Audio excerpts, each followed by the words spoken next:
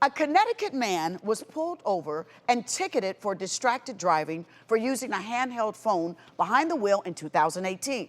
He's still fighting the charge in court, claiming it wasn't a cell phone in his hand, it was a McDonald's Hashbrown. Yep. That's about the same size. Verdict on this guy? Do you hear me now?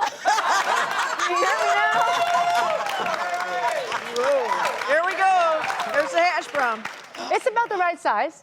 Well, it looks like a phone at a distance. Once Could be again, mistaken. it's what's the evidence going to prove? And in this particular case, his brilliant attorney went and got his phone records, and the phone records showed he was not on the phone at the time that it's alleged that he was. That they said that crime was committed. So he wins.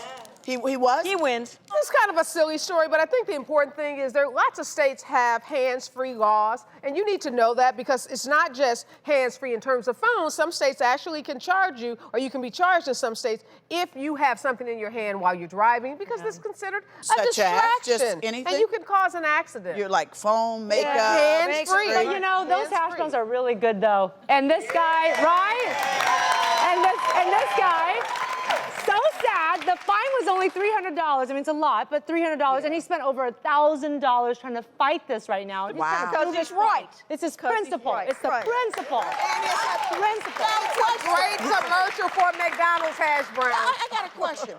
Okay, so if he does win eventually, can he then sue to get the money back that he spent? No, he spent it, he lost it, it's all gone. It's gone. It's on the principle. Totally. He about made principle. the decision to fight the principle, so the state's not going to reimburse. You got to give the guy a lot of credit. But then, will they then take it off of his record? Yes. Yeah. Okay. No. Okay, so he wins something.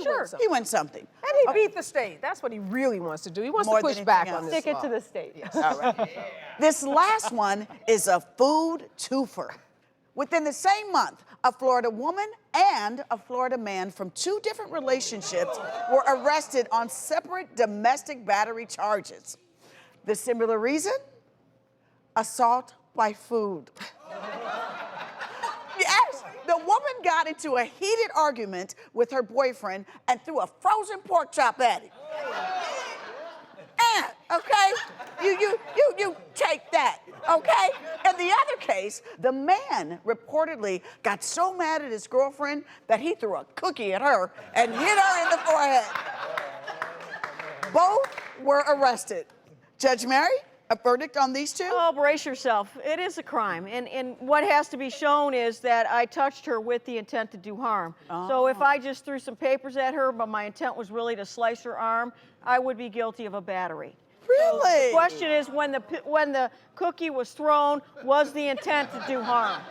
You can weaponize a cookie. Yeah. Yes. You can weaponize it. These sounds like very delicious crimes. It's making me hungry. Well, what's so interesting is they weren't boyfriend and girlfriend, so these are two separate cases people. of people using food to attack their And you know lover. what? It's just whatever's at your disposal, right? You get mad, you're in the middle of a meal, boom, you know? Don't do it. That's the lesson from Mary's verdict. Or if I went like that and she was in fear, that would be an assault because I didn't touch her. So as long as I put her in fear, that could be an assault. I'm in fear. Wow. Oh my God. You guys didn't see that, did you? I got all these witnesses.